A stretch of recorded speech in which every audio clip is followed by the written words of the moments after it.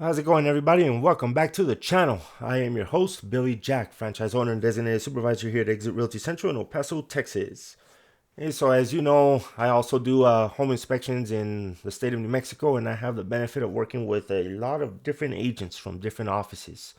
And they've shared some insight with me on how they kind of go about in accepting a certain offer or how they judge certain contracts when they come in and how they kind of sway it one way or the other. Okay.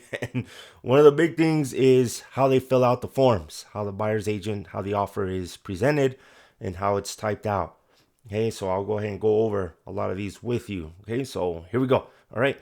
So, of course, a big thing is properly filling them out. Okay. So, there's a lot of them that leave blanks. Of course, all this kind of stuff you have to put in. Okay, see a little humor here. Okay, so this is pretty obvious. Okay, you have to have all this stuff filled out. Okay, and the main thing is leaving blanks. Okay, that's a big thing that it annoys a lot of them, or when they forget to do something and then they say, "Well, I'm gonna have to go back and tell them, hey, you forgot to fill this part out. Put this in there." It shows laziness or you don't really care. And I know when you're submitting an offer, especially if you don't really think it's going to be accepted because it's not a high price or it's just asking price or you're even offering lower or there's 20 other offers on the table or something like that, it's a little bit discouraging, but still do your due diligence. You'll be surprised in how some of them accept. Okay. And so we'll keep going here. Okay, so of course this is the obvious. Okay, you have to have all that filled out. Exclusions. Okay, so for an example, if the refrigerator is not going to convey, or barbecue grill, all that stuff, it'll be on the MLS. Okay, in confidential remarks, so it's going to say seller's going to retain the refrigerator, or they're going to retain these fixtures, or whatever. If you do see that on the MLS, do put it in here. Okay, make sure you do have it in there. If it's not going to be in there, you can type NA or something like that. Okay. Just the whole point is when you leave lines blank, okay, it's not really so much of a big deal, but it does look a whole lot better when you at least type something and fill them in. It shows completeness, attention to detail. Okay, most of you know that I used to be a police officer, and one main thing that the district attorney would tell us, the district attorney is the one that prosecutes the cases. Okay, they always get the police reports, and that's how they determine whether they're gonna continue with the charges, take it to trial, or whatever it is. And also defense attorneys get it when they see incomplete reports.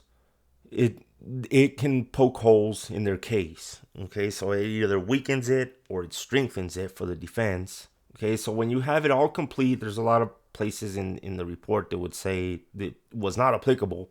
So we'd always fill it all in. It shows attention to detail. It's kind of like a psychological thing. Okay, so you always want to have everything, at least something. Don't leave stuff blank. Okay, so of course obvious, this all has to be filled out. Okay, things like this. I mean, of course, if it doesn't apply, you can't check it or type anything in there. Okay, now here's another thing. Okay, of course, you have this, deliver it, and Captain America there. Okay, and then the address here, the price or the amount, and then the option period fee. Okay, now here, most of this is always blank. Okay, because very rarely you deliver additional money, so put something in there. Okay, zeros, NA, something. It shows, hey, you know what, you're really good with your paperwork. Okay, you're not just doing the bare minimum. Okay, that's the thing. That's what a lot of them say. This agent just does a bare minimum, or this looks sloppy, something. And then we'll get into another section here in a bit where they really criticize it. Okay, option period. Of course, you're gonna put something. If you don't have an option, you just put zero. Okay, if you're not gonna do an option. Okay, but put something. Okay, put something in there. Okay. Title policy, of course, we'll have something like this filled out. Okay, start title. Okay, another little Avengers humor there.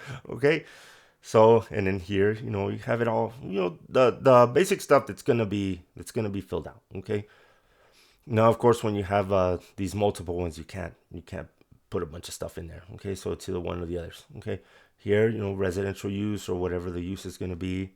Okay, and then the days here. Okay, and then we'll keep moving on. Okay, the address is supposed to automatically populate. The dot loop should do that for you. Okay, so and it's required that we have that in there. Okay, so coming down, let's come down a little bit more. Either you received notice or you didn't on the seller's disclosure there. You accept property as is, or if you don't, if you're going to ask for certain repairs, if you're not going to get an option or something, or you want something specific right off the bat, okay, you'll type it here. If you're not going to have anything, don't just leave it blank, put in a, not applicable or something, okay, like that. But of course, don't put this as it says there, okay, but at least, you could type something in there, okay. And let's see, in residential service contracts, if you're not going to ask for anything, okay, just put some zeros in there. Okay, it shows that you do review it, you saw it. If there's no disclosure required, type none. Okay, something in there, the dates. Okay, so we'll keep moving here. Okay, special provisions. If you're not going to have anything, don't just leave it blank. Just put none, or if you do have special provision stuff, of course you type it in there. Okay. Closing costs. If this is not applicable, type some zeros in there. Okay, put something in there. Okay, and we'll keep moving here. Now here's a big thing. Okay, so to the buyers, you could type something like this. A lot of them, they just leave it blank, or they just put the buyer's email, or they don't put nothing at all. Okay, you can put this. A lot of times you're like, well, I don't want the agent to communicate directly with my buyer or my seller, so you can put something like this, okay, through the real estate associate, and you can put either the buyer's email there or put, your own even, okay, because that's how you want it to be communicated. Okay, so however you want to do it, but do put something, put something in there. Don't just leave it blank. Of course, all your check marks there. Okay, attorneys, most of them don't have any, so you can put none or the name of the attorney. And see how I have NAs all in here?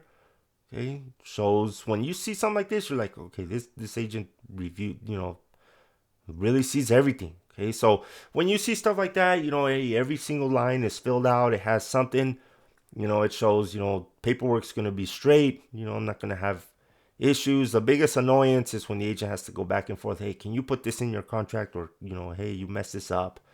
So that's quite annoying. This page here, this is the one that gets judged a lot. Okay, I even do that too. When I would get offers, and I would see a lot of them blank, it shows laziness. Okay, and that's irritating. Okay, to me especially, and a lot of agents they don't like that. And I get it. Some of them say, well, I'm not going to fill it in. They can fill it in themselves because they know their own information. But it's just due diligence. It's courtesy. It makes them feel good. Hey, this agent is squared away. Hey, they took the time. They filled it all out. Okay, so, license number. This is our office license number. Okay, so this is our stuff. You put your name, your license number here. If you have a team name, it needs to be registered with the state. Okay, with TREC. Okay, so if you do have a team name, you can put that here. Okay, and then of course here you can put my name too, since I am the designated supervisor with TREC for this office. You can put mine, or Maria's, of course, and then do put our license number here. I wasn't able to type it because I got this form straight from TREC, so sometimes it's a little odd. But yeah, see, it won't let me put in there. But do put, okay, that one. Okay, but do. Oh, there we go. Okay, so you do put our license number. Now here's a trick to this. Okay, I know when you're going over here to the other side, and the listing agent, you're like, well, now I gotta look them up and all that stuff. It's not that difficult. Okay, so you can, when you see it, here's a little trick that I do. So example, this was my listing. Okay, but if you're looking at any listing or anything on MLS. See these numbers here? These are hyperlinks.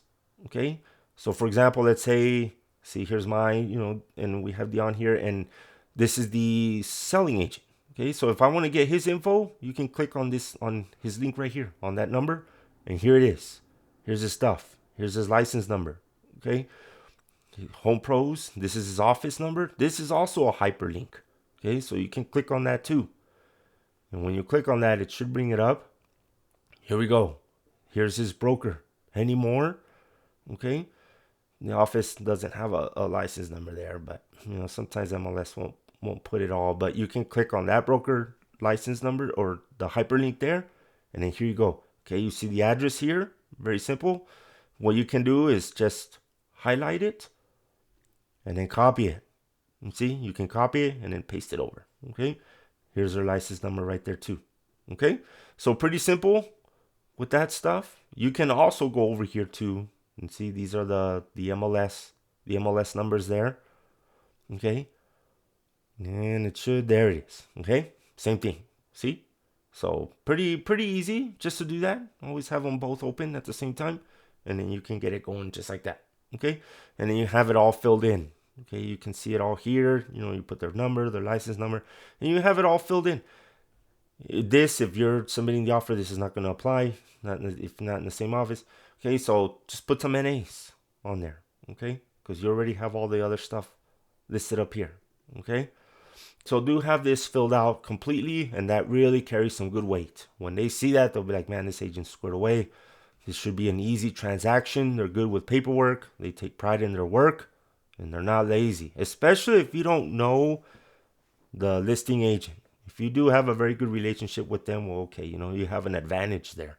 But if you don't, this can really set you apart.